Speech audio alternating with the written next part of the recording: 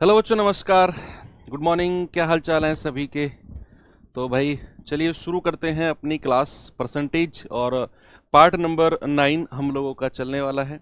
बच्चे अभी एक दो क्लास इसमें और होंगी। हालांकि 8 से 9 क्लास का ये चैप्टर है। इसमें एक दो क्लास एक्स्ट्रा आपकी लग रही हैं, ये मैं भी जानता हूँ, क्योंकि ये आपका फर्स्ट चैप्टर है।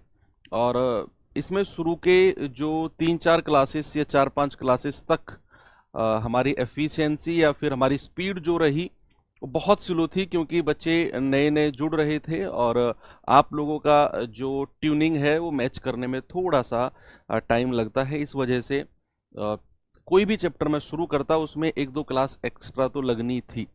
हाँ, अब आगे हम जो भी चैप्टर्स करेंगे उनमें मेरी जो स्पीड है वो आपकी स्पीड के साथ कहीं ना कहीं अब मैच कर जाएगी, और फिर हम अपनी जो क्लासेस हैं उनको थोड़ा सा स्पीड अप कर सकते हैं। ठीक है, तो चलिए। हालांकि चैप्टर भी बड़ा है परसेंटेज, तो इसमें वैसे भी 8-9 क्लासेस तो लगती ही हैं नॉर्मली। हमने एक दो क्लास एक्स्ट्रा ली, उसका रीज़न मैं आपको बता चुका हूँ। आज 9th क्लास है और दो टाइप के क्वेश्चंस आज मैं आपको कराने वाला हूँ। उससे पहले थोड़ा सा मैं आपको जो हमारी फ्राइडे में क्लास हुई थी उसका रिवीजन करा देता हूँ। एक बात मैंने आपको बताई थी कि अगर हमारा खर्चा समान होगा, अगर एक्सपेंडिचर कांस्टेंट है, तो जो रेशियो किसका, कीमत का होगा, प्राइस का होगा, उसका उल्टा रेशियो किसका हो जाएगा, खपत यानी कि कंजप्शन का। कब? अगर खर्चा समान है। अगर आप अपना खर्चा नहीं बढ़ाना चाह रहे हो और किसी चीज की कीमत बढ़ गई और आप खर्चा नहीं बढ़ाना चाहते, तो भैया आपको उसकी खपत को कम करना पड़ेगा, है ना? ये बात सही है ना कि किसी चीज की कीमत बढ़ जाए और आपका खर्चा नहीं बढ़ता तो कीमत खपत को कम करना ही पड़ेगा। और किस अनुपात में करना पड़ेगा? जस्ट रिवर्स, यानी कि उल्टा आपको करना पड़ेगा। चलिए, गुड मॉर्निंग सभी को। शुरू करें भाई, टाइम हो चुका है अब हमारा। और एक क्वेश्चन शायद मैंने आपको होमवर्क भी दिया था, एसएससी जीडी 2024 का क्वेश्चन आया हुआ है। सभी लोग इसका आंसर बताएंगे, फिर मैं टाइप को चेंज करता हूं। और अगला टाइप भी इसी के ऊपर होने वाला है, जो कॉन्सेप्ट मैंने आपको बताया अभी।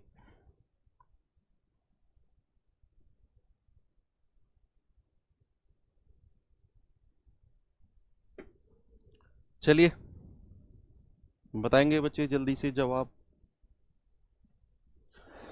सवाल है, किसी वस्तु पर लगाए गए कर, कर होता है टैक्स, में 17% की कमी आई और उसकी खपत में 17% की वृद्धि आई, तो राजस्व में कितने परसेंट का परिवर्तन होगा? बच्चे, आपको एक फॉर्मूला मैंने बताया था। क्या बताया था? कि एक फॉर्मूला हमारा होता है a प्लस बी प्लस ए गुणा बी बटा 100। बताया था ना, 2% के लिए। और ये भी मैंने कहा था कि अगर वृद्धि हो रही होगी तो प्लस का साइन, और अगर कमी हो रही होगी तो माइनस का साइन।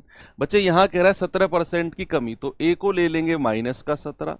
दूसरे में कह रहा है 17% की वृद्धि, तो प्लस का 17, प्लस ये आएगा -17 गुणा 17 बटे 100। तो ये तो आपस में कट गए। 17 गुणा 17 कितना होता है बच्चा? 289, और वो भी माइनस का, और बटा 100%, है ना? ये हो जाएगा माइनस का 2.89%। बच्चे, यहां माइनस का 2.89%, माइनस का क्या मतलब है सर? माइनस का मतलब है किसी भी चीज में कमी। तो हम कह सकते हैं सर 2.89% की कमी। क्या कह सकते हैं बच्चे? 2.89% की कमी। यही हमारा सही जवाब होगा, ऑप्शन नंबर 4। और ये क्वेश्चन आया हुआ है। ठीक है, तो कोई प्रॉब्लम आपको इसमें नहीं है, ये होमवर्क क्वेश्चन था। चलिए आगे बढ़ते हैं अपने 11वें टाइप पे। और इसमें भी मैं वही कॉन्सेप्ट कंटिन्यू रखूंगा जो मैंने आपको पीछे बताया था। कौन सा कॉन्सेप्ट है, एक बार मैं उसको लिखकर आपको रिवाइज करा देता हूं बच्चे। आप सभी लोग मेरे साथ रिवाइज कर लेंगे उस चीज को, कि अगर हमारा खर्चा समान है, अगर हमारा खर्चा समान है यानी कि हम खर्चे को नहीं बढ़ाना चाहते, है ना भाई? होता है ना भाई, मान लो आपने आपने फिक्स कर दिया है, आपने फिक्स कर दिया है कि महीने में ना, महीने में 500 रुपए की ही सब्जी खानी है, अपनी सैलरी से फिक्स कर दिया है, चलो 500 तो कम हो गया, महीने में फिक्स कर दिया आपने कि 1500 रुपए की सब्जी खानी है, उससे ज्यादा मैं सब्जी पर खर्च करूंगा ही नहीं। अब सपोज हुआ क्या कि अब प्याज के दाम बढ़ गए, हुए ना बीच में टमाटर के दाम बढ़ गए, आपने फिक्स कर रखा है 1500, लेकिन जैसे ही प्याज टमाटर के दाम बढ़े आपने 1500 रुपए को कहीं नहीं हिलाया, जो खर्चा है वो 1500 ही आपने रखा, तो फिर आपको कहीं ना कहीं तो कॉम्प्रोमाइज करना पड़ेगा कि नहीं करना पड़ेगा? कहां पे? जिसके दाम बढ़े हैं उसकी खपत कम कर दो, सब्जी में प्याज कम डालना शुरू कर दो, सलाद में काटना प्याज कम कर दो, टमाटर सलाद में देना बंद कर दो, है ना? तो ऐसे ऐसे आप खपत कम कर दोगे उस चीज की जिसके रेट बढ़ गए हैं, तो आपका खर्चा फिर समान रहेगा। तो वही चीज है कि अगर हमारा एक्सपेंडिचर कांस्टेंट है, अगर हमारा एक्सपेंडिचर कांस्टेंट है, खर्चा समान है, तो बच्चे जो रेशियो हमारे रेट का, यानी कि जो रेशियो मूल्य का होगा ए बी, उसका अपोजिट, मूल्य को कीमत भी बोल देते हैं, उसका अपोजिट रेशियो किसका हो जाएगा? खपत, यानी कि इंग्लिश में अगर मैं कहूं तो कंजप्शन का, ये प्राइस का रेशियो है, तो कंजप्शन का रेशियो क्या हो जाएगा? जस्ट उल्टा। ये हमारा कॉन्सेप्ट है कि अगर हमारा एक्सपेंडिचर कांस्टेंट है, अगर हमारा एक्सपेंडिचर कांस्टेंट है तो जो रेशियो प्राइस का होगा उल्टा रेशियो किसका? कंजप्शन यानी कि खपत का हो जाएगा। पॉपुलेशन वाले क्वेश्चन कराएंगे बच्चे, कराएंगे, ठीक है? वो सॉरी, चुनाव वाले। चलिए अब एक क्वेश्चन मैं आपको देता हूं, जरा यहां पर देखिए, ये सवाल देखिए एक बार।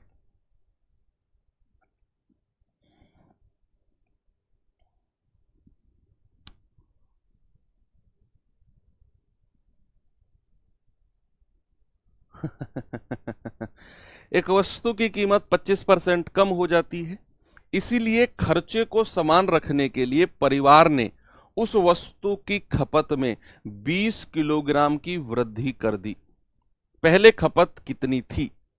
चलो बताओ, कौन बताएगा इसका जवाब? सवाल को ना बिल्कुल प्रैक्टिकली समझना है, मैं कह रहा हूं टेंशन लेकर अगर सवाल को समझोगे, मैथ्स में अगर आप टेंशन लोगे तो मैथ्स आपको डबल टेंशन देगा, ये बात पक्का है। मैथ्स को डरा के रखो, वो डर के रहेगा। डरा के रखने का मतलब है कि ज्यादा इसमें लोड नहीं लेना है, बिल्कुल प्रैक्टिकल होकर सोचो कि वस्तु की कीमत 25% कम हो गई। मैं मान लो आप मार्केट गए, आपको तरबूज लेने थे, तरबूज का गर्मी का मौसम चल रहा है, तरबूज लेने गए आप, पता चला कि तरबूज जो है वो 10 रुपए किलो बिक रहा है, और आप घर से सोच के गए थे कि 30 रुपए किलो तरबूज होगा, 30 रुपए किलो होगा, उसके हिसाब से आप रुपए लेके गए थे कि भाई मैं 90 रुपए लेके जा रहा हूं, 3 किलो तरबूज ले आऊंगा 30 रुपए किलो के हिसाब से। लेकिन पता चला भाई साहब 10 रुपए किलो तरबूज हो गया, तो आपको 90 रुपए इन्वेस्ट करने हैं। ऐसा नहीं है कि सर फिर हम 30 रुपए के 3 किलो ले लेंगे, नहीं, आपको 90 रुपए इन्वेस्ट करने हैं, 90 रुपए खर्च करने ही करने हैं तरबूज पे। तो फिर आप 10 रुपए किलो जैसे ही आपको दिखेगा आप कहोगे 90 रुपए के 9 किलो दे दे, है ना? आपकी खपत बढ़ जाएगी, कंजप्शन बढ़ जाएगा जैसे ही रेट गिरा। तो जैसे ही कीमत 25% कम हुई तो भाई साहब क्या हुआ कि खर्चा समान है, यानी कि जितना रुपए वो घर से लेकर गया था वो सारा का सारा पैसा उसका उतना ही है, ना तो बढ़ेगा ना कम होगा। तो एक परिवार ने उस वस्तु की खपत, खपत यानी कि जो उसके ऊपर चीजें उसको लेनी है, उसमें 20 किलोग्राम की वृद्धि कर दी, क्योंकि रेट कम हो गया था। और ये बात तो श्योर है कि अगर रेट कम हुआ है तो खपत तो बढ़ेगी। अब हम जानते हैं कि 25% का जो फ्रैक्शन जो भिन्न होता है बच्चे, कितना होता है? 1/4। तो उसने बोला कि कीमत जो है, जो उसका प्राइस है वो 25% कम हो गया, तो बच्चे कितना हो गया? 4 से घट के 3। भाई 4 में से 1 घटा दो तो जो उसकी कीमत है 4 से 3 हो गई। तो अगर कीमत 4 से 3 है बच्चे, उसका कंजप्शन यानी कि खपत कितनी हो जाएगी? सर उल्टा कर दो इसे, कितना? 3 से 4 कर दो। कितना कर दो सर? उल्टा कर दो, जस्ट उल्टा। ये तो मैंने कई बार आपको रिवाइज करा दिया। मतलब अगर ये 3 पता है क्या है? ये 3 है उसकी पुरानी खपत, पुरानी खपत, ओल्ड कंजप्शन या ओरिजिनल कंजप्शन भी आप कह सकते हो इंग्लिश में, या पुरानी की जगह वास्तविक भी कह सकते हो, वास्तविक, वास्तविक भी बोल देते हैं कई कई सवालों में। वास्तविक या पुरानी खपत, और इधर जो आया है ये नई खपत है, नई खपत, न्यू कंजप्शन। ठीक है, तो सवाल ने कहा 20 किलो की वृद्धि हो गई खपत में, 20 किलो की वृद्धि हो गई खपत में, तो यहां भैया कितने की वृद्धि हुई है? 3 से 4, सर 1 यूनिट की, और सवाल ने बोला है 20 किलो की वृद्धि, तो 1 यूनिट का मान 20 किलो। आपसे क्या पूछ रहा है? पहले खपत कितनी थी, पहले यानी कि ओरिजिनल पुरानी खपत की बात कर रहा है, तो 3 गुणा 20 यानी कि 60 किलो, 60 किलो आपका जवाब है ऑप्शन नंबर सी। ये उसकी पुरानी खपत है, जो आपसे पूछा है कि पहले उसकी खपत कितनी थी, ओरिजिनल कंजप्शन कितना था, what was the earlier consumption. ये पहले वाला है, ये बाद वाला है। इनकेस आपसे अगर पूछता कि उसकी नई खपत कितनी है, तो बच्चे आप कहते सर 1 यूनिट का मान 20, तो 4 का मान 80। ये उसकी नई खपत है, जो अब वो चीजों को खरीद रहा है, वो 80 किलो खरीद रहा है। ठीक है, चलिए एक और सवाल देता हूं थोड़ा सा बढ़ाकर, ये सवाल करिए जरा, बताएंगे बच्चे इस सवाल का जवाब जल्दी से? कई सारे सवाल हैं, पूरा का पूरा कॉन्सेप्ट आपके दिमाग में समा जाएगा, बस आप बैठकर सॉल्व करते रहो सवाल को। सवाल करा, यदि कलम की कीमत में 20% की कमी होती, आप कोई मार्केट में लेने गए पेन, उसकी कीमत में 20% की अगर कमी होती, तो एक व्यक्ति 100 रुपए में 10 कलम ज्यादा खरीद लेता, तो प्रत्येक कलम की नई कीमत क्या है? यस, अब आपको ये प्रैक्टिकली मैं थोड़ा सा समझाता हूं, आपको प्रैक्टिकली समझाता हूं। भाई आप ना दुकानदार हो, मानकर चलो आप दुकानदार हो, आप सामान मार्केट से लाते हो और अपनी दुकान में बेचते हो। ठीक है, स्टेशनरी की आपकी दुकान है, स्टेशनरी की दुकान है, आप गए मार्केट, आपने कहा भाई पेन चाहिए, लेकिन आपको पता चला पेन की जो कीमत है ना, 1 रुपए, मान लो 10 रुपए का पेन आता था पहले, वो अब कम हो गया, उसमें 20% की गिरावट आ गई, 10 रुपए का नहीं है, वो सस्ता आ रहा है, तो आप ज्यादा पेन खरीदोगे या कम खरीदोगे? सर जितने खरीदने हैं उतने खरीदेंगे, ये तो हो गया चलो एक बात। दूसरी बात, मान लो अगर कीमत 10 रुपए पेन की थी, वो मान लो कम हो गई, 8 रुपए 7 रुपए हो गई, और आपको पेन के ऊपर 100 रुपए खर्च करने ही करने हैं, चाहे वो पेन 10 रुपए का हो, चाहे वो पेन 8 रुपए का हो, आपको 100 रुपए खर्च करने ही करने हैं, तो फिर तो पेन ज्यादा आएंगे ना। अगर पेन 10 रुपए से घट के 5 रुपए का हो गया, तो 100 रुपए में ज्यादा पेन आएंगे ना। आप बात क्लियर है ना? तो वो वही कह रहे हैं कि कलम की कीमत 20% कम हो गई, एक व्यक्ति 100 रुपए में 10 कलम ज्यादा खरीद सकता है, यानी कि उसका खर्चा 100 रुपए ही है, अपने घर से 100 रुपए ही लेकर गया है कि 100 रुपए के ही पेन लेकर आने हैं, तो अब जैसे ही वो 100 रुपए अब देगा, तो वो 10 कलम ज्यादा खरीद सकता है। क्यों? क्योंकि उसकी कीमत में कमी आई है, कलम की कीमत में।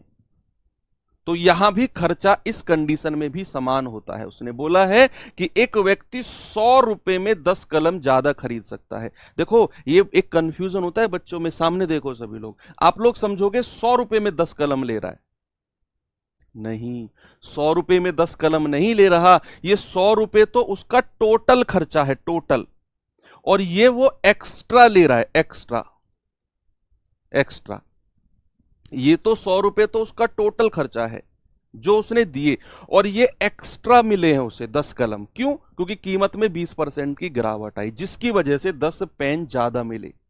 ये 100 रुपए तो टोटल खर्चा है सभी पेनों के लिए जो उसने दिया है। ठीक है, तो यहां भी एक कंडीशन बन गई कि खर्चा जो है वो समान है। अब खर्चा समान की कंडीशन में मैंने आपसे बोला कि 20% का जो भिन्न है बच्चा, जो फ्रैक्शन होता है कितना है, 1/5। तो जरा मुझे बताना कीमत का रेशियो क्या होगा? 20% की कमी आई है, तो 5 में से 1 कम होकर कीमत कितनी हो जाएगी? 4। भाई मानकर चलो पहले जो पेन है वो 5 रुपए का आ रहा था, अब 4 रुपए का आएगा, और आपके पास तो 100 रुपए हैं, आपके पास तो 100 रुपए हैं, तो भैया खपत का रेशियो क्या हो जाएगा? जस्ट उल्टा, 4 से 5 उल्टा कर दो। यानी कि ये उसकी ओरिजिनल कंजप्शन, पुरानी खपत या वास्तविक खपत है, और ये उसका न्यू कंजप्शन यानी कि नई खपत है। ये ओरिजिनल या वास्तविक खपत और ये नई खपत। आपसे कह रहा 10 कलम ज्यादा खरीदेगा, तो बच्चे यहां कितना ज्यादा खपत हो रही है सर? 1 यूनिट, और सवाल के हिसाब से 10 कलम ज्यादा है। आपसे पूछा क्या है? सबसे पहले देखो बच्चा, आपसे पूछा है नई कीमत। सुनो, अब यहां नए सवाल बनते हैं आगे, सभी लोग सामने देखो। आपसे बच्चा यहां पूछा है उसकी नई कीमत। नई कीमत के लिए आपको एक चीज ध्यान रखनी है, आपको नई खपत का पता होना जरूरी है। नई खपत का तो आप पता करेंगे कि 1 यूनिट का मान अगर 10 कलम है तो नई खपत कितनी हो जाएगी? नई खपत होगी सर 5 गुणा 10, दैट इज 50 कलम। नई खपत कितनी है? 50 कलम। नई कीमत कितनी हो जाएगी? नई कीमत हो जाएगी आपका 100 रुपए टोटल उसकी जेब में है, और बटे नई खपत कर देंगे, यानी कि 2 रुपया। तो अब जो नई खपत है ना, वो 1 पेन 2 रुपए का है। अब नई कीमत पूछा है ना, नई कीमत का मतलब है कि जो 1 पेन है वो अब 2 रुपए का है। 2 रुपए का। अगर आपसे कहता उसकी ओरिजिनल कीमत क्या है, या फिर वास्तविक कीमत क्या है, या फिर पुरानी कीमत क्या है, तो आपका जवाब क्या होता? जल्दी से आप मुझे बताओ। अगर आपसे कहता उसकी ओरिजिनल कीमत क्या है, तो आपको फिर उसकी ओरिजिनल खपत का पता होना जरूरी था। ओरिजिनल खपत बताना जरा। 1 यूनिट का मान 10 कलम, तो 4 का मान कितना हो जाएगा? 40 कलम। 40 कलम। तो ओरिजिनल कीमत कितनी हो जाएगी? 4 सवाल बनते हैं इस तरह के में, 4 सवाल। ओरिजिनल कीमत आप कहेंगे सर 100 रुपए उसकी जेब में थे और 40 कलम वो लेके आ रहा है, तो 20 दूनी 40, 20 पंजे 100, 5/2 यानी कि 2.5 रुपया प्रति कलम। ये 4 क्वेश्चन बनते हैं बच्चे इस तरह के सवाल में, 4। इसके अलावा और कोई सवाल नहीं बनता है, मैं आपको बता देता हूं। एक सवाल तो बनेगा उसकी नई खपत क्या है, एक सवाल बनेगा उसकी ओरिजिनल खपत क्या है, एक सवाल बनेगा नई कीमत क्या है, और चौथा क्वेश्चन बनता है ओरिजिनल कीमत क्या है। इन 4 सवाल में से कुछ भी आपसे पूछ सकता है, किसी भी सवाल में। ठीक है, मैंने इसी क्वेश्चन में आपको चारों क्वेश्चन करा दिए हैं। ठीक है, अगले सवाल पे चलते हैं। जरा ये सवाल देखिए,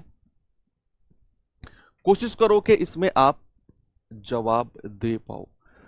वही सवाल है, चीनी के मूल्य में 20% की कमी होने के कारण सुधीर को 960 रुपए में 6 किलोग्राम अधिक चीनी मिलती है। अधिक चीनी का प्रति किलोग्राम घटा हुआ मूल्य। घटा हुआ मूल्य का मतलब है वो नया मूल्य आपसे पूछ रहा है। भाई किसी भी चीनी का जो मूल्य है वो कब घटेगा? जब उसके मूल्य में कमी आएगी। अब सवाल को फिर से पढ़ो। उसने कहा चीनी का जो मूल्य है ना, जो चीनी का कीमत है, जो चीनी का रेट है, वो 20% कम हो गया। अगर चीनी का रेट 20% कम हो गया तो सुधीर को 960 रुपए में 6 किलोग्राम ज्यादा चीनी मिलेगी। यानी कि सुधीर घर से 960 रुपए लेकर गया, मम्मी ने दिए, ये पकड़ 960 रुपए चीनी लिया। अब सुधीर पहुंच गया मार्केट। अब जैसे ही 960 रुपए लेकर सुधीर मार्केट पहुंचा, सुधीर को पता चला कि यार जो चीनी का 1 किलो की कीमत है ना, 1 किलो का जो रेट है वो 20% कम हो गया। अब सुधीर ने दुकानदार को 960 पकड़ा दिए कि जी जितनी भी आए इस 960 में उतनी चीनी दे दो। तो अगर 1 किलो पर 20% कम हुआ है मूल्य, तो 960 में ज्यादा चीनी आएगी या कम? खुद बताओ आप मुझे। सर 960 में तो ज्यादा चीनी आएगी अगर रेट कम हुआ है, और सवाल में लिखा भी है कि अगर रेट 20% कम हो गया ना, तो सुधीर 960 में 6 किलोग्राम ज्यादा चीनी ले लेगा। 6 किलोग्राम ज्यादा चीनी ले लेगा सुधीर। चलो ओके, ये बात भी क्लियर है। अब अगर मैं आपसे कहूं कि हमारा जो 20% है इसका फ्रैक्शन कितना होगा, सर इसका फ्रैक्शन होता है 1/5। अगर मैं कहूं कीमत का रेशियो कितना है, 20% कम हुआ है तो 5 में से 1 कम कर दो, ये आ जाएगा 4। तो खपत का रेशियो कितना हो जाएगा, खपत का सर जस्ट उल्टा, 4 से 5, 4 से 5। ओके, यानी कि ये उसकी पुरानी खपत है और ये उसकी नई खपत है। सवाल ने कहा भाई साहब वो तो 6 किलोग्राम ज्यादा चीनी ले रहा है, तो कितनी ज्यादा यूनिट ले रहा है, 1, और इसकी वैल्यू कितनी है, 6 केजी। आपसे क्या पूछा है, घटा हुआ मूल्य। और बच्चे घटा हुआ मूल्य के लिए हमको उसकी नई खपत का पता होना जरूरी है। नई खपत का पता करेंगे तभी उसका नया मूल्य पता कर पाएंगे। तो हमें नई खपत का पता चल गया कि 1 यूनिट अगर 6 है तो 5 यूनिट कितना है, 5 यूनिट है 30। 5 यूनिट कितना है, 30। 5 यूनिट कितना है, 30। अब हमें नया मूल्य चाहिए। नया मूल्य कितना होगा, नया मूल्य हो जाएगा भैया उसकी जेब में 960 रुपए हैं बटा 30, ये आ जाएगा आपका 32। ठीक है, कोई दिक्कत नहीं है किसी को भी।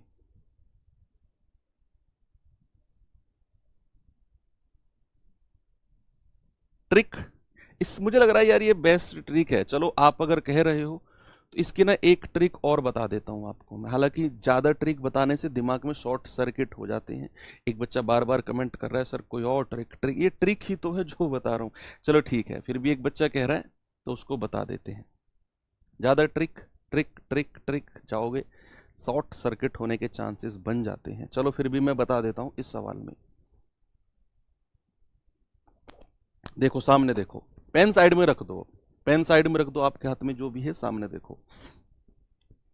सवाल करा चीनी के मूल्य में 20% की कमी हुई।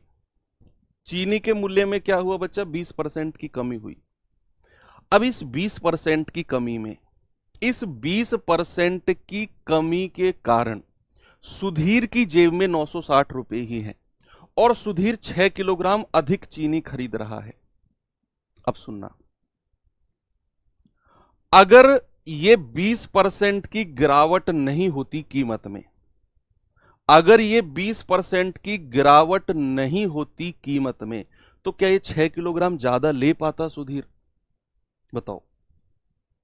अगर कीमत में 20% की गिरावट नहीं होती तो क्या 6 किलोग्राम ज्यादा चीनी सुधीर ले पाता। आप कहेंगे नहीं सर, 20% की गिरावट नहीं होती तो 6 किलोग्राम नहीं ले पाता एक्स्ट्रा वो। तो क्या मैं ये कह सकता हूं कि जो 20% की वैल्यू है बच्चे वो 6 किलोग्राम के बराबर हो जाएगी। 20% की जो वैल्यू है 6 किलोग्राम के बराबर हो जाएगी। तो यहां से अगर मैं कहूं आपसे कि 100% की वैल्यू कितनी है, भाई 20% को 100% बनाने के लिए 5 से गुणा करना पड़ेगा, तो 6 को भी 5 से गुणा करना पड़ेगा, तो 100% की वैल्यू हो गई 30 केजी। देखो या तो आप ऐसा करते कि 20% बराबर 6 किलोग्राम, फिर 1% और फिर 100%, तब भी 30 आता। मैंने क्या कहा, मैंने कहा 20% बराबर 6, तो 100% की वैल्यू हमको चाहिए। तो 20% को 100% बनाने के लिए 5 से गुणा करना पड़ेगा, 20 पंजा 100। तो भैया इधर भी 5 से गुणा करना पड़ेगा, 6 पंजा 30। यानी कि 100% की वैल्यू 30 किलोग्राम है। और जो ये 30 किलोग्राम आया है ना, ये उसकी नई खपत हो गई, नई खपत। और अगर नई कीमत हमको चाहिए, नई कीमत हमको चाहिए, तो भैया 960 उसकी जेब में है और बटे 30 कर देंगे, 32 आ गया। ऐसे भी आप कर सकते हो। अगर आपको पुरानी खपत चाहिए, यहां से तो हमेशा नई खपत आएगी आपके पास। अगर पुरानी खपत आपको चाहिए, पुरानी खपत, पुरानी खपत, तो आप कह सकते हो 30 किलोग्राम नई खपत है, जिसमें 6 किलोग्राम ज्यादा वो ले पा रहा है। तो 30 में से अगर मैं 6 घटा दूंगा तो पुरानी खपत आ जाएगी 24। यानी कि पहले वो 24 किलो ही खरीद पा रहा था, अब 6 किलोग्राम ज्यादा 30 किलो खरीदेगा। तो पुरानी कीमत अगर हमें पता करनी हो तो भैया 960 बटा 24, 24 चौके 96, 40 रुपया। ऐसे भी आप कर सकते हो, ठीक है, कोई दिक्कत नहीं है।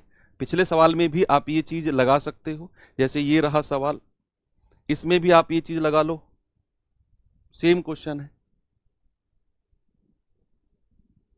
देख लो भैया सवाल को। सवाल क्या कह रहा है कि यदि कलम की कीमत में 20% की कमी आई तो एक व्यक्ति 100 रुपए में 10 कलम ज्यादा खरीद रहा है, 10 कलम ज्यादा। यानी कि अगर ये 20% की कमी आई है तो इसी की ही वजह से 10 कलम ज्यादा खरीदी जा रही हैं। अगर ये 20% की कमी नहीं आती तो 10 कलम ज्यादा नहीं खरीदी जाती भाई साहब। तो मैं कह सकता हूं कि 20% की जो वैल्यू है ये 10 कलम के बराबर होगी। तो 100% की वैल्यू क्या होगी भाई? 20% को 100 बनाने के लिए 5 से गुणा करना पड़ेगा, तो इधर भी 5 से गुणा कर दो, तो 10 पंजे 50, 100% की वैल्यू आ गई 50। यही आपकी क्या हो गई? नई खपत हो गई। आपसे क्या पूछ रहा है? नई कीमत। तो नई कीमत क्या हो जाएगा बच्चा? नई कीमत हो जाएगी 100 बटे 50, 2। ऐसे भी आप कर सकते हो, ऐसे भी आप कर सकते हो कि जो ये 20% की कमी है इसी की वजह से 10 कलम ज्यादा ले रहा है। तो 20% की वैल्यू 10 कलम, 1% की वैल्यू और 100% की वैल्यू, 2 स्टेप बढ़ेंगे आपके। ऐसा अगर आप करोगे तो मैंने 20% को डायरेक्ट 100% में बदला, तो मैं जानता हूं 20 पंजा 100 होता है, तो 5 से गुणा किया, तो इधर भी 5 से ही गुणा करना पड़ेगा बच्चे। 10 पंजे 50, ये नई खपत है। तो नई कीमत हो जाएगी 100 बटे नई खपत 50, यानी कि 2। पुरानी खपत अगर हमें पता करनी है तो 50 में से 10 घटा दो, 40 आएगा। पुरानी कीमत पता करनी है 100 बटा 40, ऐसे भी कर सकते हो। और बाकी ये तरीका तो मैंने आपको बताया है चारों सवालों का। चलो आगे बढ़ते हैं, ये सवाल करिए जरा।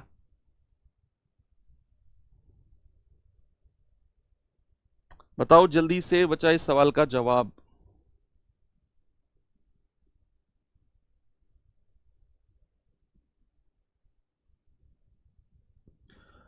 नमक की कीमत में 15% की कमी, नमक की कीमत 15% कम हो गई, जिसकी वजह से एक व्यक्ति को 272 रुपए में 2 किलोग्राम अधिक नमक खरीदने में सक्षम बनाती है। नमक की घटी हुई कीमत बताओ क्या होगा? घटी हुई कीमत का मतलब है नई कीमत, नई कीमत बताओ।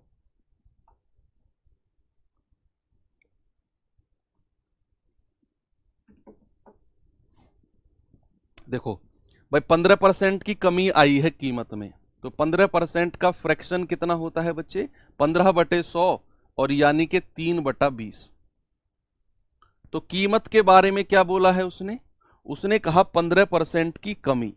कमी से आप क्या समझते हो कि कीमत 20 में से 3 घट के कितनी हो गई? 17।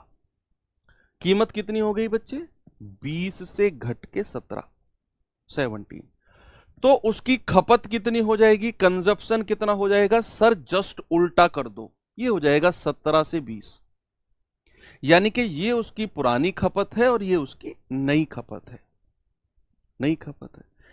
सवाल ने कहा कि भैया वो तो 2 किलोग्राम ज्यादा नमक खरीद रहा है, ज्यादा नमक है ना। तो कितना डिफरेंस है यहां से? 3 यूनिट का, और 3 यूनिट का मान है 2 किलो। तो भैया 1 यूनिट का मान कितना होगा? 2 बटा 3 kg। हमें से जो पूछा है वो घटी हुई कीमत पूछी है, और घटी हुई कीमत के लिए हमें नई खपत का पता होना जरूरी है, जो कि 20 यूनिट है। बच्चे 20 यूनिट की वैल्यू कितनी होगी? 20 गुणा 2 बटा 3, यानी कि आप कहेंगे सर 40 बटा 3 kg। ये उसकी नई खपत हो गई, नई खपत। हमसे पूछा घटी हुई कीमत, घटी हुई कीमत का मतलब नई कीमत ही हमसे कह रहा है, नई कीमत, नई कीमत। तो बच्चे नई कीमत के लिए हम कहेंगे कि सर 272 रुपए उसकी जेब में है। नई कीमत के लिए हम क्या करेंगे बच्चे, 272 उसकी जेब में है बटा, और नई खपत कितनी है, 40/3, और ये बटा 3 जो है ये ऊपर चला जाएगा। ये आपका जवाब है, यही आपका बड़ा सिंपल सा जवाब है। आप कहेंगे कि सर ये तो हो गया 4 धाम 40 और 4 छिंग 24, 3 4 अट्ठू 32, ये कितना हो गया, 3 अट्ठे 24, हासिल का 2, 3 छिंग 18 और 2 20, 204/10, या फिर आप कह सकते हो 20.4। ये मेरा सही जवाब है, ऑप्शन नंबर ए। ठीक है, कोई दिक्कत नहीं है। आप इसे दूसरे मेथड से भी कर सकते हो, आपकी मर्जी, दोनों मेथड इसमें वैलिड है। कि भैया जो नमक है, देखो अगर, देखो सुनो बच्चों, मेरी बात सुनो, रुको रुको रुको। आप में से जितने भी ऐसे लोग हैं ना जो मेरे साथ कॉपी में उतार रहे हैं सवाल को और सॉल्यूशन को, जैसे मैंने कोई क्वेश्चन दिया, आप तुरंत इसको नोट करने लग गए, मास्टर जो बोल रहा है बोलने दो, फिर मैंने यहां सॉल्यूशन लिखा, आप पीछे से सॉल्यूशन नोट करते हुए आ गए, लगे पड़े हो लगे पड़े हो। अगर आप ऐसा कर रहे हो तो एक कॉपी के कोने में लिख लो कहीं कि दीपक सर ने बोला है कि मैं कभी भी मैथ्स नहीं सीख पाऊंगा, इस तरह से कभी नहीं सीख पाओगे आप। बनाते रहो नोट्स, पूरी कॉपी भर दो, आप नहीं सीख पाओगे नोट्स। बच्चे पूरे 7 साल का अनुभव है मुझे इस मैथ्स के फील्ड में, पूरे 7 साल के अनुभव का निचोड़ बता रहा हूं, कभी नहीं सीख पाओगे इस तरीके से मैथ्स। आज ही छोड़ दो ये काम अगर आप कर रहे हो तो, क्योंकि अभी शुरुआत है। रफ कॉपी लेकर बैठो और उसमें ये क्वेश्चन देखो और सॉल्यूशन करने लगो। नहीं आ रहा मेरा सॉल्यूशन देखो, अगले सवाल में खुद का दिमाग लगाओ।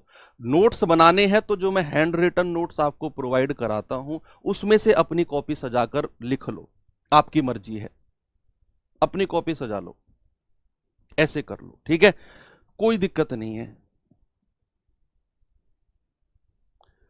चलो दूसरा तरीका क्या है, सवाल ने कहा नमक की कीमत में 15% की कमी आई है, नमक की कीमत में 15% की कमी आई है, जिसकी वजह से वो 272 में 2 किलोग्राम नमक ज्यादा ले रहा है। देखो अगर ये 15% की कमी नहीं आती तो ये 2 किलोग्राम ज्यादा नमक ले ही नहीं पाता, ले पाता क्या, नहीं। तो मैं कह सकता हूं क्या कि 15% की जो कमी है या 15% की जो वैल्यू है यही 2 किलो के बराबर होगी। बच्चे इसको तो 100% नहीं बना सकते क्योंकि 15 के पहाड़े में 100 आता ही नहीं है, तो 1% बराबर 2/15, तो 100% बराबर कितना होगा, 100% बराबर होगा 2/15 और गुणा 100, तो 5 तिया 15 और 20 पंजे 100 और 20 दूनी 40/3 केजी। ये 40/3 केजी क्या आया है बच्चा, उसकी नई खपत, नई खपत। सवाल कह रहा है कि उसका घटा हुआ कीमत बताओ, यानी कि नई कीमत, जो नई कीमत उसकी बनी है वही घटी हुई कीमत है। तो नई कीमत क्या हो जाएगी उसकी, नई कीमत वो हो जाएगी 272 रुपए उसकी जेब में है और 140/3 किलो वो ले पा रहा है, ये बटा 3 ऊपर चला जाएगा। सॉल्व अगर आप करेंगे, पिछले क्वेश्चन में हमने किया है, ये 20.4 ही आ जाएगा। ऐसा भी आप कर सकते हो, ठीक है, ऐसा भी आप कर सकते हो। चलिए ये सवाल करेंगे जरा, यहां से सवाल शुरू है हिंदी में।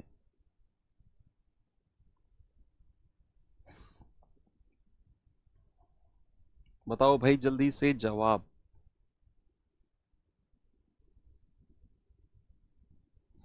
सवाल कर रहा है चीनी के भाव में 25% की कमी हो जाने से, due to the 25% reduction in the price of sugar, a person can buy 7.5 kg more sugar for ₹360। Okay, the initial price of sugar per kg. बताओ, सवाल कर रहा है चीनी के भाव में 25% की कमी हुई और जिसकी वजह से 360 रुपए किसी आदमी के पास थे और वो 25% की कमी के कारण 7.5 किलो ज्यादा चीनी खरीद रहा है। आपकी मर्जी है, आप किसी भी तरीके से कर सकते हो। ठीक है, तो बच्चे यहां सबसे पहले 25% का जो फ्रैक्शन है कितना होता है, 1/4, है ना। तो कीमत के बारे में उसने क्या बोला है, उसने कहा है 25% की कमी, यानी कि कीमत हो जाएगी 4 से 1 कम होकर 3। तो खपत के लिए मैंने बोला है जस्ट उल्टा, 3 से 4, यानी कि ये उसकी पुरानी खपत है और ये उसकी नई खपत है। सवाल ने कहा वो तो 7.5 किलो ज्यादा चीनी खरीद रहा है, 7.5 किलो को 7.5 केजी भी बोल सकते हो। ठीक है, तो 1 यूनिट ज्यादा खरीद रहा है जिसकी वैल्यू कितनी है, 7.5 किलो, यानी कि 7.5 केजी। इसका मतलब भी 7.5 किलो ही है। आपसे कह रहा है उसकी आरंभिक मूल्य, देखो यहां उसका नया मूल्य नहीं पूछा, यहां बच्चे पूछा है आरंभिक मूल्य। आरंभिक मूल्य, आरंभिक मूल्य जो उसका वास्तविक मूल्य था, उसके लिए मुझे आरंभिक खपत या फिर ओरिजिनल कंजप्शन भी पता होना जरूरी है। तो 1 यूनिट का मान 7.5 है, तो उसकी ओरिजिनल खपत कितनी हो जाएगी, ओरिजिनल खपत वो हमें पता होना जरूरी है, क्योंकि हमसे आरंभिक मूल्य पूछा है। पिछले जो सवाल हमने किए उसमें नई खपत, घटा हुआ मूल्य, नया मूल्य पूछ रहा था, तो ये वाली खपत हम निकाल रहे थे। इस बार उसने आरंभिक पूछा है, तो ये वाली हम निकालेंगे। तो यहां से खपत 1 यूनिट का मान 7.5, तो 3 का मान कितना होगा बच्चे, 7.5 गुणा 3, ये हो जाएगा आपका 3 पंजे 15, 3 सत्ते 21 और 1 22, 22.5 केजी। कितना आ जाएगा बच्चे, 22.5 केजी। ये नई खपत, सॉरी पुरानी खपत है। अगर हमें बताना है पुराना मूल्य, पुराना मूल्य, तो ये हो जाएगा आपका, या आरंभिक मूल्य अगर हमें बताना है, आरंभिक मूल्य, तो ये हो जाएगा उसकी जेब में 360 रुपए थे, डिवाइडेड बाई 22.5, हो गया सवाल। ये पॉइंट हटेगा, ऊपर 1 0 से मल्टीप्लाई कर दो, 25 या फिर आप कहेंगे 9 से, 9 दूनी 18, 9 पंजे 45, 9 चौक 36, 4 से 5 पूरे 25, 5 अट्ठू 40, 5 दूनी 10 और 8 दूनी 16, हो गया सवाल, 8 दूनी 16। आगे बढ़ू, आप इसे दूसरे तरीके से भी कर सकते हो कि भैया जो 25% की कमी आई है, इसी की वजह से वो 7.5 किलो ज्यादा खरीद रहा है, इसी 25% की वजह से 7.5 किलो ज्यादा खरीद रहा है, तो मैं कह सकता हूं 25% की वैल्यू ही 7.5 किलो के बराबर है, 25% की वैल्यू ही 7.5 किलो के बराबर है। तो यहां से हमें 100% की वैल्यू बताना जरा, इसी को मैं कहूंगा 25 चौके 100, 25% को 100% बना सकते हैं, तो इसको भी 4 से गुणा कर दो, ये कितना आ जाएगा, 7 चौक 28, 5 चौके 20, 30 केजी। भाई 4 की गुणा इसमें करो, 7.5 में 30 किलो आएगा। अब ये 30 किलो तो बच्चे हमको क्या मिला है, ये उसकी नई खपत है, नई खपत, नई खपत। हमें बताना है क्या बच्चे, हमें बताना है आरंभिक मूल्य, और इसके लिए हमें आरंभिक खपत भी पता होना जरूरी है। तो आरंभिक खपत या फिर अगर मैं कहूं पुरानी खपत कितनी हो जाएगी, आप इस 30 में से ये 7.5 केजी घटा दो, तो ये आ जाएगा 22.5 केजी। ठीक है, बस मूल्य अगर आरंभिक निकालना है तो आप 360 बटा 22.5 कर दो, आपका जवाब आ जाएगा 16, ऑप्शन नंबर 1। ठीक है, एक और सवाल देता हूं इसी में थोड़ा सा चेंज करके, ये सवाल करिए जरा, बताएंगे बच्चे इसका जवाब सभी लोग।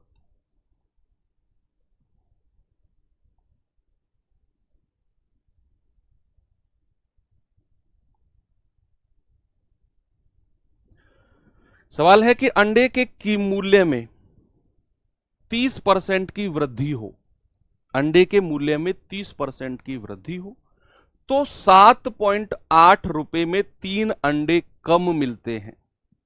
बताओ अंडों की प्रति दर्जन कितना मूल्य है? प्रति दर्जन क्या मूल्य है बताइए।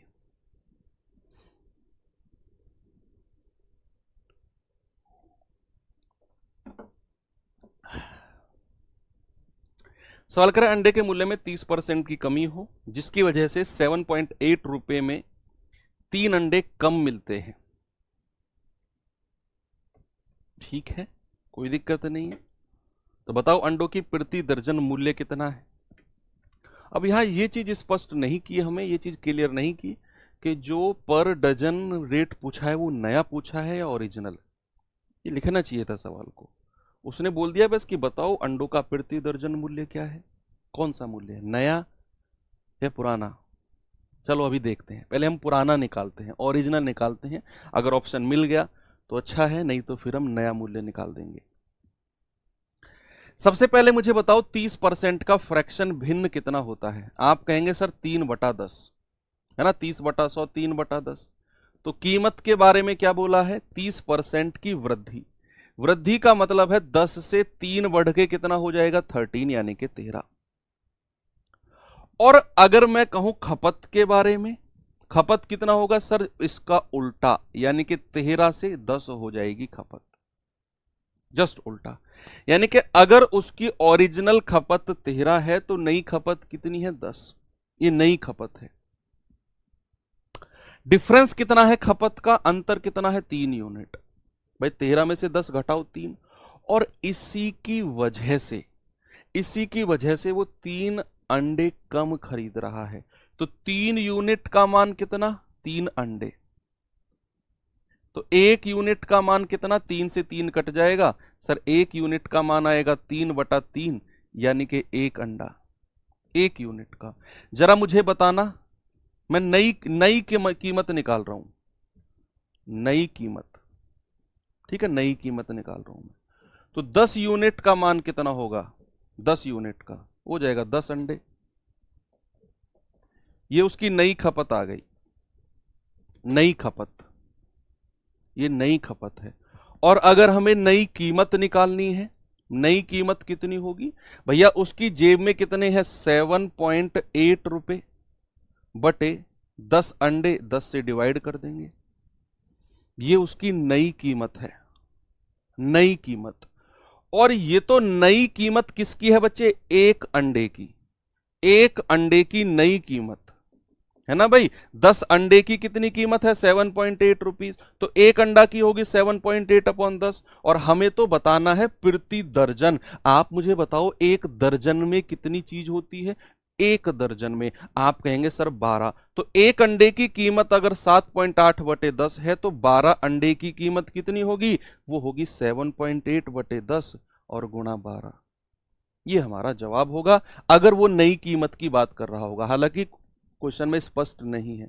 अगर हमारा आंसर मैच नहीं किया तो फिर हम पुरानी कीमत निकालेंगे, फिर पुरानी निकालेंगे, ठीक है। तो ये पॉइंट हटेगा, बटा 0 आ जाएगा, आएगा 12 × 96, हासिल का 9, 12 × 7 = 84, 84 और 9 होता है 93, और बटे 100, ये आ जाएगा 9.36 रुपीज।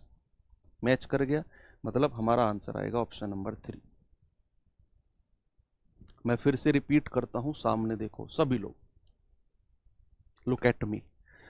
सवाल ने कहा कि अंडे की कीमत में ना 30% की वृद्धि हुई है। 30% की वृद्धि मतलब 3/10। तो जो कीमत है वो 10 से 13 हो गया, वृद्धि हुई है। तो खपत कितना हो जाएगा? जस्ट इसका उल्टा, 13 से 10। अंतर कितना आया खपत का? 3। और सवाल ने कहा 3 अंडे कम, तो 3 यूनिट का मान 3, 1 का मान 1। तो मैं नई खपत निकाल रहा हूं, नई खपत। तो 10 यूनिट का मान 10 अंडे। अब नई खपत मिल गई तो नई कीमत कितनी होगी 1 अंडे की? 7.8/10। ये 1 अंडे की कीमत आई है। हमें तो प्रति दर्जन रेट बताना है 12 अंडे का कीमत। तो 1 का इतना, तो 12 का कितना? 12 से गुणा कर दो, हमारा जवाब आ गया 9.36। ये 12 अंडे का है, ठीक है। ओके, आगे बढ़ते हैं। लास्ट क्वेश्चन इस टाइप का, फिर मैं टाइप को चेंज कर दूंगा। ये बड़ा इंपॉर्टेंट टाइप था बच्चा, जो मैंने अभी कराया है ना, ये वास्तव में बहुत इंपॉर्टेंट टाइप है। चांसेस हैं कि यहां से आपके एग्जाम में सवाल बने। एसएससी का फेवरेट टाइप है ये। यदि अंडे के मूल्य में वृद्धि 30% हो तो 7.8 में 3 अंडे कम मिलते हैं। अच्छा, ये तो हो गया क्वेश्चन, हो गया ना, 9.36 अभी निकाला था।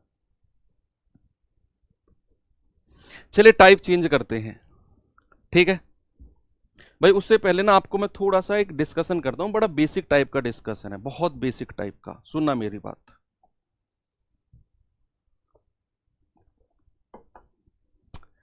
कि आप मुझे बताओ, किसी बच्चे के या किसी एग्जाम में, वो एग्जाम 100 नंबर का है, 100 मार्क्स का पेपर है, 100 मार्क्स का पेपर है, कोई भी पेपर आप मान सकते हो। और उसके जो पासिंग मार्क्स है ना, क्वालिफाइंग जो मार्क्स बोलते हैं जिसको, क्वालिफाइंग जो मार्क्स है ना उसके, मैंने कहा वो 40 नंबर है। 40 नंबर क्वालिफाइंग मार्क्स है। इस बात से आप क्या समझते हो? 100 नंबर का कोई पेपर है और उसके जो क्वालिफाइंग मार्क्स हैं, क्वालिफाइंग मार्क्स का मतलब है 40। इसका मतलब क्या है कि अगर बच्चा 40 नंबर लेकर आता है तो वो जस्ट पास हो जाता है, जस्ट पास, टॉप नहीं करेगा 40 पे। 40 वाला बच्चा जस्ट पास होगा। और अगर किसी बच्चे के सपोज 39 नंबर हैं या 39.5 नंबर हैं, तो क्या वो पास हो पाएगा? किसी के 39 नंबर हैं, 39.5 नंबर हैं, क्या वो पास हो पाएगा? नहीं सर। अगर पास होना है ना तो एग्जैक्ट ये डिजिट चाहिए ही चाहिए, 40। इसके अलावा इससे कम अगर एक पॉइंट भी है ना, 40 से कम, तो वो फेल हो जाएगा सर, क्योंकि ये तो बाउंड्री लाइन है। क्वालिफाइंग मार्क्स का मतलब होता है बच्चे बाउंड्री लाइन। इस बाउंड्री से नीचे अगर आप रहे तो भाई चाहे आप 1 इंच रहो, वो आर्मी की रेस देखी है आपने, आर्मी की रेस में क्या होता है, 1 इंच भी अगर कोई बच्चा रह गया ना रस्सा खींचने पर, तो भाई साहब मजाल है कि फौजी उसको अंदर आ जाने दे, कहते हैं नेक्स्ट टाइम ट्राई करना, जा भाग। 1 इंच भी, तो 1 इंच की कीमत उन बच्चों को ज्यादा पता होगा, है ना। तो वही चीज है कि अगर 1 पॉइंट भी कम है इस 40 से तो फेल है। इसको बोलते हैं क्वालिफाइंग मार्क्स, है ना, पासिंग नंबर, पास मार्क्स जिसको बोलते हैं। 100 मार्क्स ये मैक्सिमम नंबर है, मतलब इतने नंबर का पेपर है, इतने में से इतने ले आओ तो आप टॉप कर जाओगे, आप टॉप कर जाओगे। 40 है तो फिर आप पास हो, ठीक है। तो ये चीज आपकी क्लियर है, यही थोड़ा सा पॉइंट आपको बताना था, इस वर्ड का मतलब, क्वालिफाइंग मार्क्स का मतलब। चलो मैं आपको लेकर चलता हूं। हाँ, एक चीज और बताता हूं। मान लो क्वालिफाइंग मार्क्स 40 है, क्वालिफाइंग मार्क्स 40 है, और मैंने कहा एक बच्चे के ना 30 नंबर आए, एक बच्चे के 30 नंबर आए, 30 मार्क्स आए, एक बच्चे के 30 मार्क्स आए, और मैंने आपसे पूछा बताओ वो कितने नंबर से फेल हो गया। मैंने आपसे बोला कि एक बच्चे के 30 नंबर आए तो वो कितने नंबर से फेल हो गया, तो आप कहोगे 100 में से 30 घटाओ सर 70 नंबर से फेल हुआ है, या 40 में से 30 घटाओ 10 नंबर से फेल हुआ है, क्या आप कहोगे बताओ? मैंने कहा एक बच्चे के 30 नंबर आए तो वो कितने नंबर से फेल हुआ, 100 में से 30 घटाकर कहोगे 70 नंबर से फेल हुआ, या फिर 40 में से 30 घटाकर कहोगे 10 नंबर से फेल हुआ? आप कहोगे सर जब भी वो 30 नंबर लेकर आया है ना तो हम 40 से कंपेयर करेंगे कि सर 40 में से 30 घटा दो, हम कहेंगे कि सर वो बच्चा जो है ना वो 10 मार्क्स से फेल हो गया, 10 मार्क्स से फेल हो गया, फेल हो गया, ये हम कहेंगे। ये हम कहेंगे कि अगर एक बच्चा 30 नंबर लाया है ना तो 10 नंबर से फेल हो गया। तो जब भी फेल या पास का कंपैरिजन, तुलना की जाती है ना बच्चे, वो क्वालिफाइंग मार्क्स में से की जाती है, टोटल में से नहीं। अगर वो 30 लाया है तो 10 नंबर से फेल हुआ है, इससे कंपैरिजन करेंगे। मान लो एक बच्चा दूसरा है जिसके 44 नंबर आ गए, जिसके 44 मार्क्स आ गए, तो कितने नंबर से पास हो गया ये बता दो आप मुझे। एक बच्चा है जिसके 44 नंबर आ गए, और मैं आपसे पूछता हूं कितने नंबर से पास हुआ है। देखो 44 नंबर है, ये पास तो हो गया, कितने नंबर से पास हुआ है, अगर ये सवाल कहीं मिले ना कि कितने नंबर से पास हुआ है, तो आपने अगेन कंपैरिजन इस 40 से ही करना है कि सर इस बच्चे के 44 नंबर हैं और पास होने के लिए केवल 40 नंबर चाहिए, तो सर ये तो 4 नंबर ज्यादा ले आया, यानी कि मैं कह सकता हूं कि सर 4 नंबर से पास हो गया, 4 नंबर से पास हो गया, पास हो गया, पप्पू पास हो गया। ठीक है, तो 4 नंबर से पास हो गया, ये मैं कह सकता हूं। अगर फेल हुआ है तो भी इसी से कंपैरिजन करेंगे, अगर पास हुआ है बच्चा तो भी इसी से कंपैरिजन करेंगे, टोटल से कोई मतलब नहीं है, क्वालिफाइंग मार्क्स से मतलब है। तो ये कॉन्सेप्ट एकदम क्लियर रहना चाहिए, तभी आप इस टाइप के सवाल जो टाइप 12 हम करने वाले हैं आप इसे पकड़ पाओगे, और पकड़ लोगे, कुछ इतना बड़ा है नहीं। जरा एक बार सवाल देखिए, 2024 जीडी का आया हुआ सवाल है ये, जो अभी लेटेस्ट में एग्जाम हुआ है, जरा देखेंगे इसको भाई और बताओ इसका जवाब क्या होगा। एक परीक्षा में उपस्थित होने वाले विद्यार्थियों की कुल संख्या में से 93% पास हुए हैं, 93% बच्चे उत्तीर्ण यानी कि पास हुए हैं, और 9275 जो बच्चे हैं वो अनुत्तीर्ण यानी कि फेल हो गए।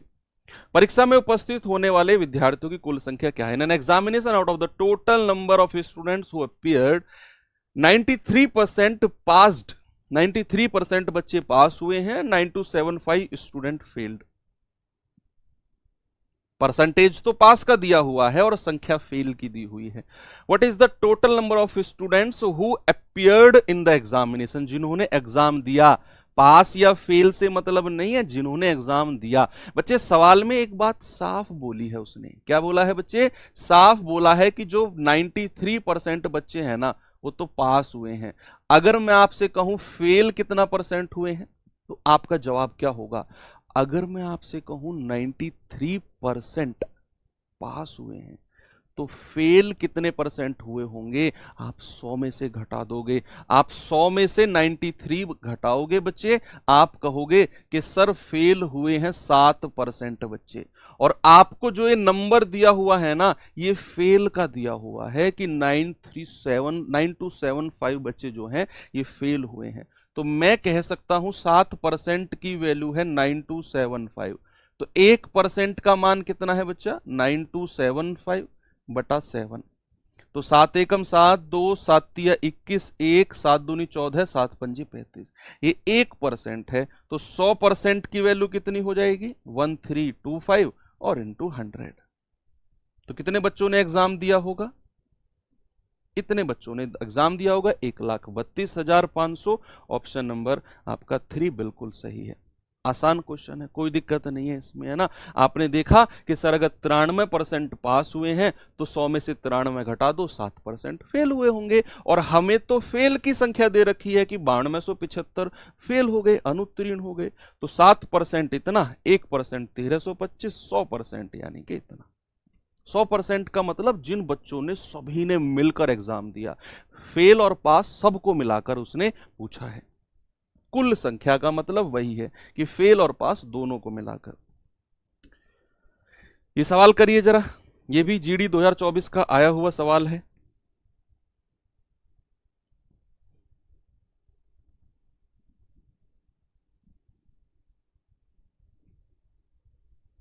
बताओ।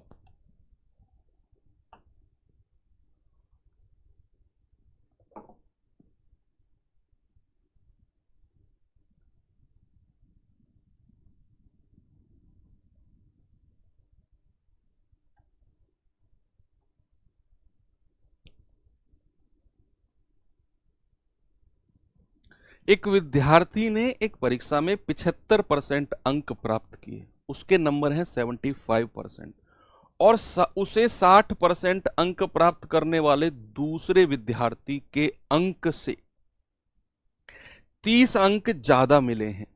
ओके, तो बताओ परीक्षा के अधिकतम अंक कितने थे। याद रखना, जब भी परसेंटेज में बात हो रही होगी ना तो मैक्सिमम मार्क्स मतलब अधिकतम अंक, जब भी परसेंटेज में बात हो रही होगी तो बच्चे याद रखना मैक्सिमम मार्क्स जो होते हैं ना, अधिकतम अंक जो होते हैं हमेशा 100% होते हैं, हमेशा।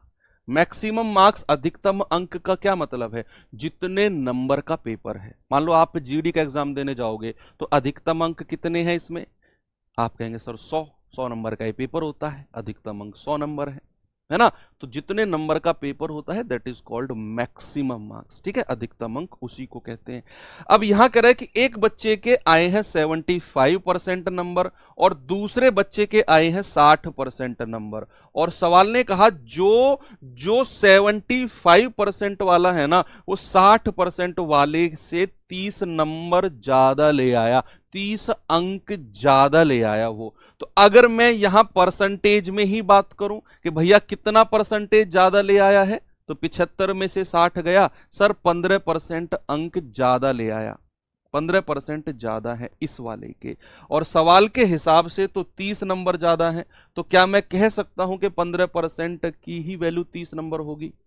भाई जितना परसेंट ज्यादा है, मैंने देखा इसके 75% इसके 60, तो परसेंटेज में तो 15% ज्यादा है, और सवाल में कह रहा है 30 अंक ज्यादा। तो 15% बराबर 30 अंक, 1% बराबर कितना? 30/15, यानी कि 2 अंक, और हमें तो 100% की वैल्यू चाहिए, ये हो जाएगी 2 गुणा 100, यानी कि 200 अधिकतम अंक। 100% की वैल्यू ही निकालनी है हमें, क्योंकि वही आपके मैक्सिमम मार्क्स अधिकतम अंक होते हैं। आसान क्वेश्चन था ना? चलो एक और सवाल देता हूं, ये सवाल करिए जरा।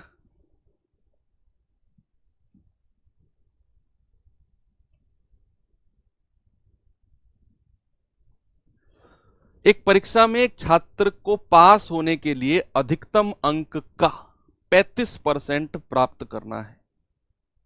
भाई अगर पास होना है ना, तो जो मैक्सिमम मार्क्स होते हैं, अभी मैंने बताया 100% होते हैं, उसका 35% चाहिए ही चाहिए। कह रहा एक छात्र ने 70% अंक प्राप्त किए और 70 अंक से फेल हो गया, 70 अंक से फेल हो गया। तो बताओ परीक्षा में अधिकतम अंक कितने थे? ये दोनों कॉन्सेप्ट मैंने आपको बताए हैं कि अगर उसके 70 अंक आए हैं और 70 नंबर से फेल हो गया, तो कितने नंबर उसे पास होने के लिए चाहिए? 70 और 70। ये सवाल ना मैं आपको होमवर्क दे रहा हूं, आप खुद के ऊपर सोचना, आप खुद के ऊपर सोचना कि यार अगर मेरे नहीं किसी और के बारे में सोचना कि यार इसके अगर 70 नंबर आए और ये 70 नंबर से फेल हो गया, तो कितने नंबर इसके आने चाहिए थे जब ये पास हो जाता? आपका दिमाग काम करने लग जाएगा, और फिर उसी को आप 35% के बराबर कर देना, क्योंकि सवाल कह रहा है कि पास होने के लिए 35% नंबर चाहिए, और इनको आप देख लेना कितने नंबर चाहिए। 35% बराबर वो 1%, 100%, आपका आंसर आ जाएगा। कल हम यहीं से शुरुआत करेंगे, ये आपके लिए होमवर्क है। और बच्चे कल वेन आरेख वाले क्वेश्चंस भी आपको मैं करा दूंगा, वेन डायग्राम वाले क्वेश्चन से, इसके भी 2-4 क्वेश्चंस और बचे हुए हैं। तो वेन आरेख वाले क्वेश्चन, और फिर कल ही हम चुनाव वाले सवालों पर शिफ्ट कर जाएंगे। और एक सवाल अभी और एक टाइप का और बचा हुआ है कि जो उसकी सैलरी का हिस्सा वो बांटता है, कि इतना % हिस्सा यहाँ बांट दिया, उतना % यहाँ, उतना % यहाँ, वो वाला। ठीक है, तो चलिए मिलते हैं कल के सेशन में। थैंक यू, बाय बाय, जय हिंद।